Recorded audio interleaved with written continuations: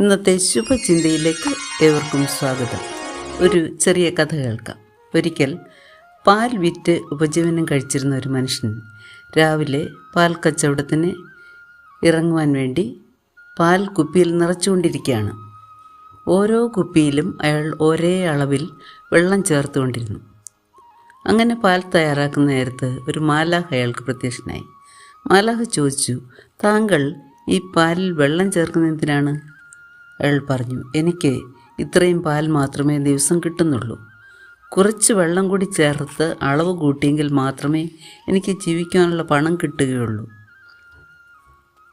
മാലാഖ പറഞ്ഞു, എന്നാൽ ഞാനൊരു പാത്രം പാൽ താങ്കൾക്ക് തരാം എന്ന് പറഞ്ഞ് അയാൾക്ക് ഒരു പാത്രം നിറയെ പാൽ കൊടുത്തു.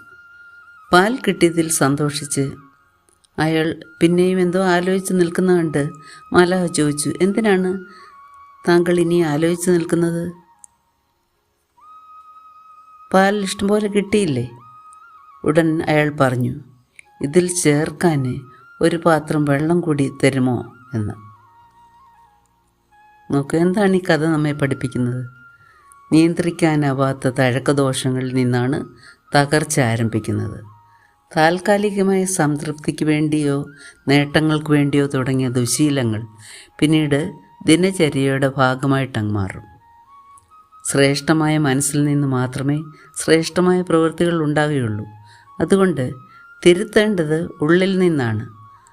നാം ശീലങ്ങൾ ആദ്യം ഉണ്ടാക്കുന്നു, പിന്നീട് ആ ശീലങ്ങൾ നമ്മെ രൂപാന്തരപ്പെടുത്തുന്നു എന്ന് ചട്ടമ്പി സ്വാമികൾ പറയുന്നുണ്ട്.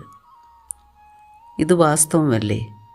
നമുക്കും നല്ല ശീലങ്ങൾ രൂപാന്തരപ്പെടുത്തിയെടുത്ത് ഉത്തമമായൊരു വ്യക്തിത്വം വളർത്തിയെടുക്കുവാൻ ദൈവകൃപ നമ്മൾ വ്യാപരിക്കട്ടെ എന്ന് പ്രാർത്ഥിച്ചുകൊണ്ട് ഇന്നത്തെ ശുഭചിന്ത നമുക്കിവിടെ അവസാനിപ്പിക്കാം.